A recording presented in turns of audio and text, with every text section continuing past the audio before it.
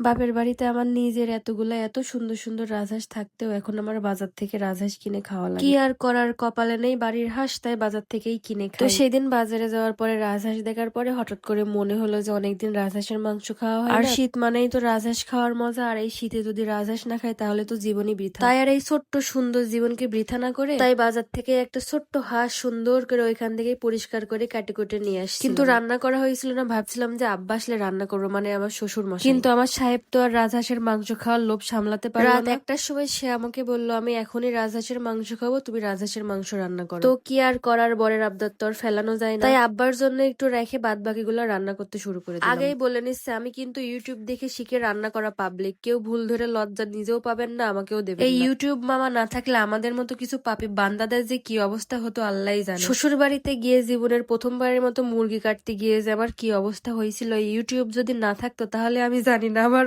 ইজ্জত মান সম্মান কোথায় যায় ঠিক। আর ওই দিনের কথা আমার যতবার মনে পড়ে ততবার আমার এত পরিমাণ হাসি পায়, আমি আর হাসি আটকে রাখতে পারলাম না। তো যাই হোক, ওইটা কোনো বিষয় না, আল্লাহ ঠিকই কোনো না কোনো পথ খোলা রাখে তার বান্দাদের জন্য। আর আমি বিশ্বাস করি আমার জন্য আমার আল্লাহই যথেষ্ট। চারিদিকের পথ যখন বন্ধ হয়ে যায়, আপনার পাশে কেউ না থাকে, তখন কিন্তু আল্লাহ আপনার একমাত্র পাশে থাকে। তো যাই হোক, ভক তো মেলাই করে ফেললাম, আর না করি। এই যে এইদিকে আমার বর মশাইটা সুন্দর করে বসে আছে, কখন রান্না হবে সে খাবে তারপরে ঘুমাবে। এই তো অবশেষে শেষ হয়ে গেল আমার রান্না বান্না। তো আজকের মতো এই পর্যন্তই, ভালো থাকবেন সবাই, আবার দেখা হবে নতুন কোনো ভিডিওতে।